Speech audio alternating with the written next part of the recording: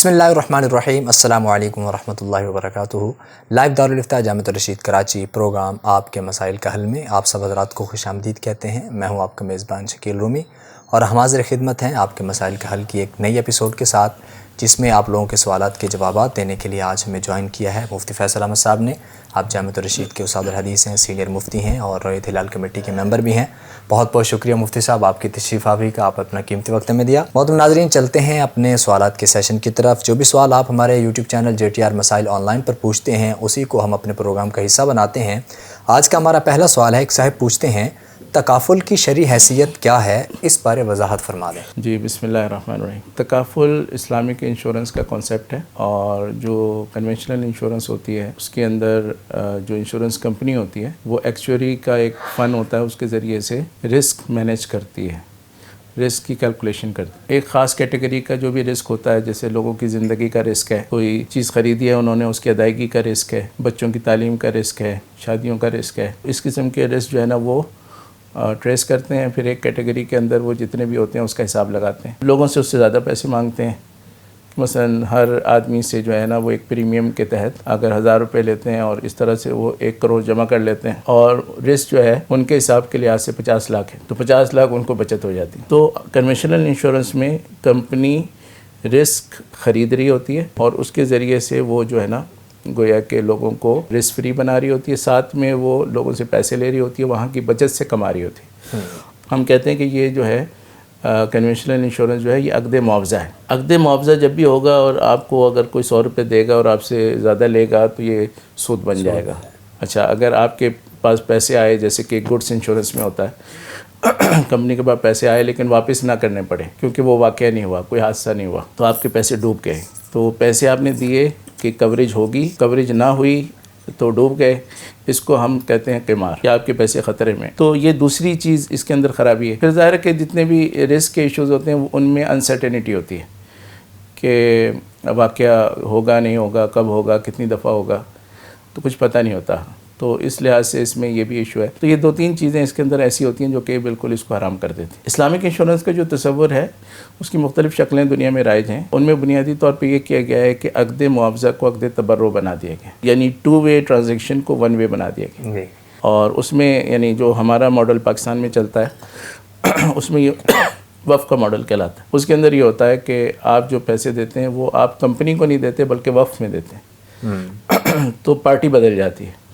آپ پیسے وقف کو دے رہے ہیں، بینیفٹ آپ وقف سے لے رہے ہیں، اور کمپنی صرف اس کو مینیج کر رہی ہے۔ تو کمپنی اپنے سروس چارجز لیتی ہے یا کمپنی مضاربت کے ذریعے سے بزنس کر کے کماتی ہے، لیکن کمپنی آپ سے ڈائریکٹ نہیں کما رہی، تو لہٰذا ہم اس کو کہتے ہیں یہ عقد تبرع بن گیا۔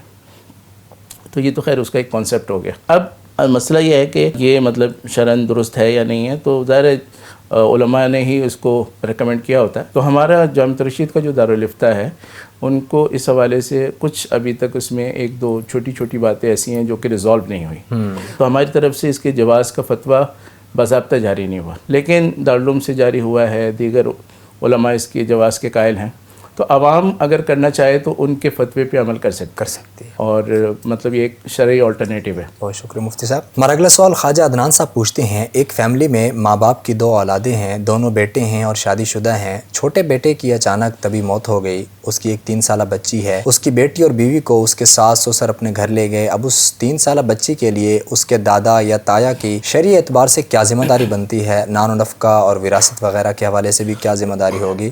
اور گھر جو ہے وہ دادا اور دادی کے نام ہے، تو اس صورت میں ان سب کے لیے اس کے لیے کیا ذمہ داریاں بنیں گی؟ جی، جب وہ بیٹے کا انتقال ہو گیا تو والد صاحب اس کے اسبا ہیں، یعنی والد صاحب اس کے یعنی بنیادی ذمہ دار ہیں، اور اسبات وہ ورثہ ہوتے ہیں جو کہ آخر میں جو بھی یعنی حصے داروں کو حصے مل جاتے ہیں تو اس کے بعد جو بچتا ہے ان کو ملتا ہے۔ تو اس وقت ان کے کیس میں کیونکہ والد صاحب زندہ ہیں تو والد صاحب اسبا ہیں، تو والد صاحب کی ذمہ داری ہے۔ البتہ اس کو میراث کے اصولوں پر تقسیم کیا جائے گا، کیونکہ ماں کو اس بچے کی وراثت سے 1 ثلث ملتا ہے، تو لہٰذا 1 ثلث ماں کے ذمہ ہوگا اور 2 ثلث یعنی 2/3 جو ہے وہ دادا کے ذمہ ہوگا پوتے کے لیے۔ یہ تو پہلی صورت ہو گئی۔ اب اگر فرض کریں ماں بالکل افورڈ نہیں کر سکتی تو پھر یہ سارا باپ کے ذمہ ہوگا۔ اب فرض کریں باپ بھی افورڈ نہیں کر سکتا، باپ اپنا خرچہ جو ہے بیٹے سے لیتا ہے، دوسرے بیٹے سے، تو پھر وہ جو تایا ہے یعنی اس کا، وہ جیسے باپ کو دے گا اسی طریقے سے پھر وہ اس حصے کو بھی دے گا۔ تو مطلب اس وقت اصل ذمہ داری تو باپ کی ہے 2/3 تک اور والدہ کی ہے 1/3 تک.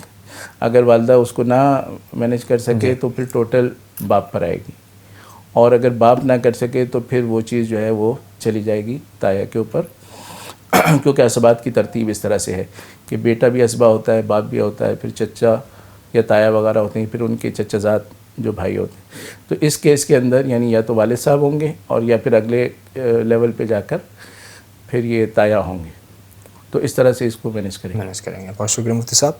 اب مجید احمد صاحب پوچھتے ہیں ٹھیکے پر زمین دینا لینا کیسا ہے؟ جی, ٹھیکے پہ دینے کا معروف معنی یہی ہے کہ آپ اس کو سال کرائے پہ لے رہے ہیں. تو زمین کے مختلف کام ہوتے ہیں.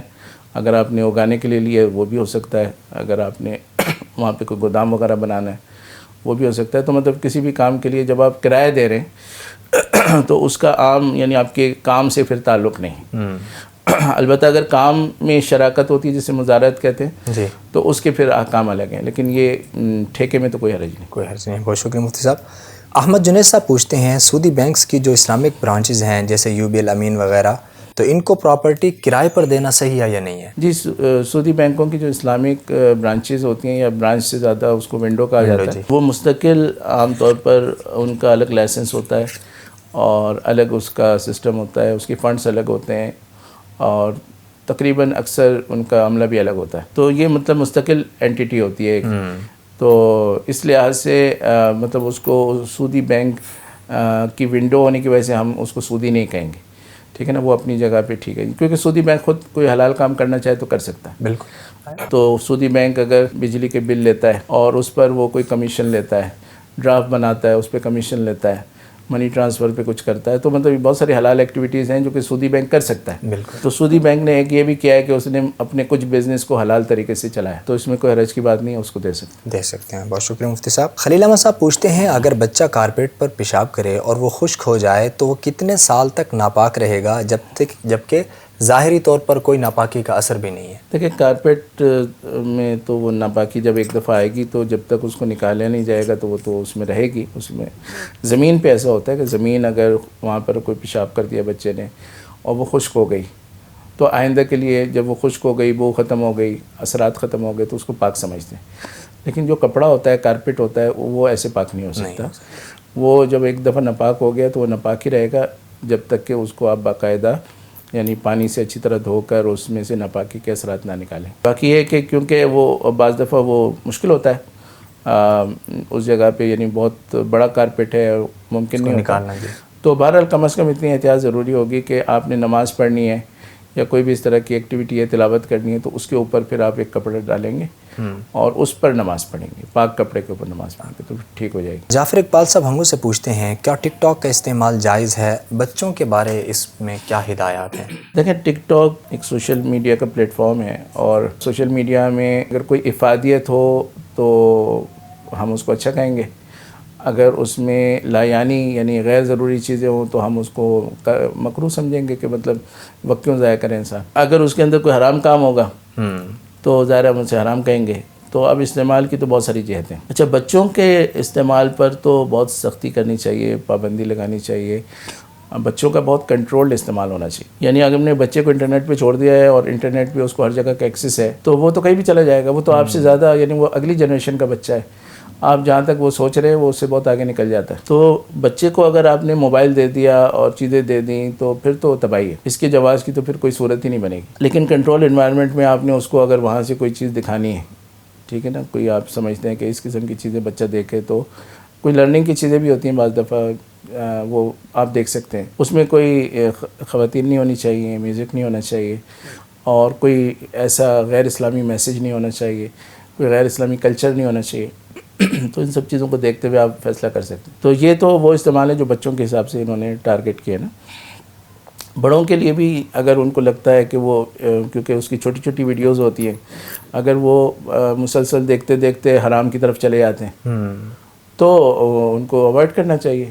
کیونکہ ٹھیک ہے پہلی دفعہ میں تو وہ صحیح دیکھ رہے تھے, لیکن اگلی دفعہ کا تو ان کو پتہ نہیں ہے. تو اگر ان کو کنٹرول نہیں ہے اور وہ سمجھتے ہیں کہ میں ایسے بہک جاتا ہوں تو ان کو نہیں کرنا چاہیے, ٹھیک ہے نا, پہلے سے بچنا چاہیے. پھر اگلا مرحلہ یہ ہے کہ اس میں اکاؤنٹ بنانا تو اگر کوئی اکاؤنٹ بناتا ہے اور اکاؤنٹ بنا کر کوئی اچھی چیزیں اس کو پروموٹ کر رہا ہے یا کچھ کر رہا ہے، اس کی گنجائش ہو سکتی ہے، لیکن عام طور پر یہ ہے کہ وہاں پیسہ کمانے کی ایک وہ ہے ریس ہے، تو ہر آدمی جو ہے وہ پھر جب وہ پیسہ کمانے پہ جاتا ہے تو وہ اپنے اب کنٹرول سے باہر ہو جاتا ہے، تو فیملی کی چیزیں بھی اس میں ڈل رہی ہوتی ہیں، اور کیونکہ کچھ نہ کچھ ڈیٹا چاہیے، کوئی کہیں نہ کہیں سے پیدا کرو کانٹینٹ، مطلب یہ کہ جو لوگ بہت کنٹرولڈ ہوں، ڈسپلنڈ ہوں، ان کو پتہ بھی ہو کہ کرنا کیا ہے، اور وہ مستقل علماء سے جڑے بھی رہیں، شرعی رہنمائی لیتے رہیں، ان کے لیے گنجائش ہو سکتی ہے۔ باقی عام آدمی جب جائے گا تو وہ ظاہر ہے وہ شروع میں تو بہت شرائط ورائط سن کے جائے گا، پھر اس کے بعد پھر وہ اپنے کام کرے گا، تو اس لیے جو ہے ان سب چیزوں کو دیکھ کر ہی فیصلہ کرنا چاہیے۔ بہت شکریہ مفتی صاحب۔ شہاب اظہار صاحب امریکہ سے پوچھتے ہیں رحمان اور رحیم میں کیا فرق ہے؟ رحمان اور رحیم دونوں مبالغہ کے الفاظ ہیں،